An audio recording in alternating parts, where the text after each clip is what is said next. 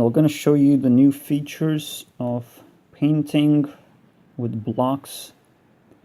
If you select a brush and you try and scale it up, it scales a little bit slower when you need more precision when the brush is smaller, rather than when the brush is larger. It scales a lot faster.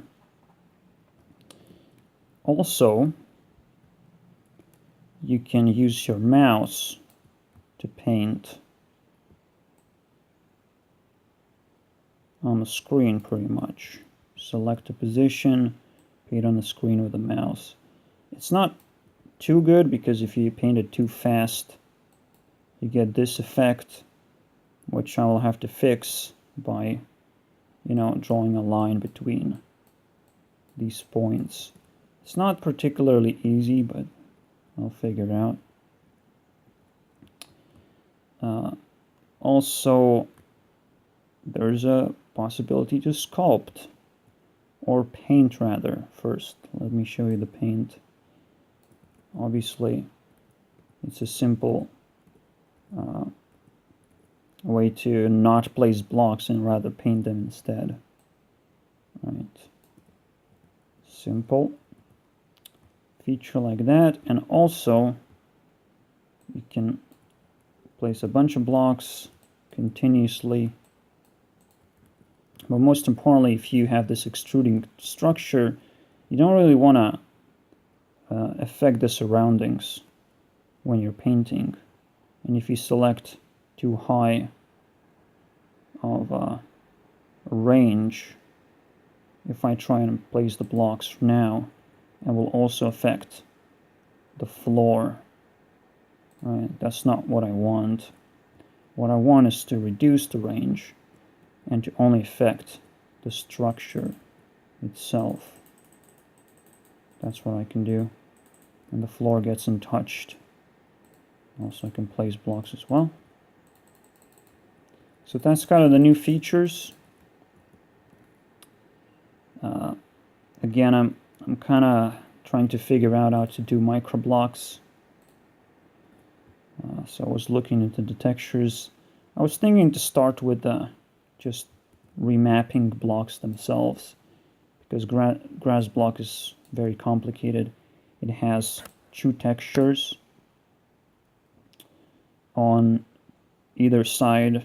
On the top it has a grayscale image of grass, as well as this double texture has a grayscale image. It's just very complicated stuff in general, which could potentially be worked around if I use microblocks, but I'm not sure how it would work with grass.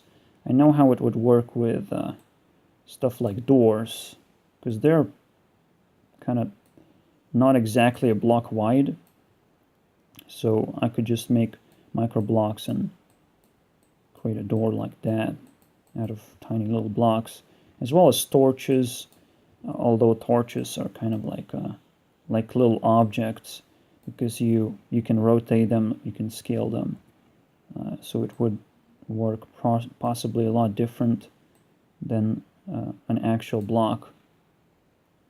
And still I could use textures. Even if I am using microblocks, I can still use textures. It just would be kind of weird, especially if I wanted to dig inside a single block. Like if a block is made out of tiny little blocks, I would kind of like to dig into that stuff when I'm trying to show the destruction animation or something like that. But there's a lot of cool stuff that you can do with microblocks. Instead of just creating bars that are flat, you can also make them out of tiny blocks, and you don't need to cut out these transparent areas at all. Like cactuses are a little bit smaller. So all these weird blocks should actually be created out of microblocks, I would say. Like rails is just such a mess. Especially the cauldron is one of the worst ones. Again, it's like a model. It's a modeled block, and in a texture you cannot really understand what's going on. But with Microblocks, you just open up a 3D view and you understand how the block works, and you can edit it in the 3D view.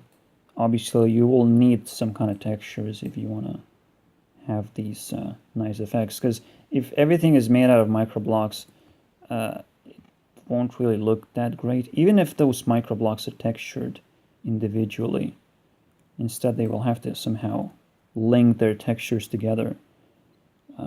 It's kind of awkward, but I'll figure it out. Because there seems to be a lot of use of those things, especially like you don't really want to have flat flowers as well, flat mushrooms and other foliage. And there's probably a lot of cool things that you can do that Minecraft didn't dare to do in the first place.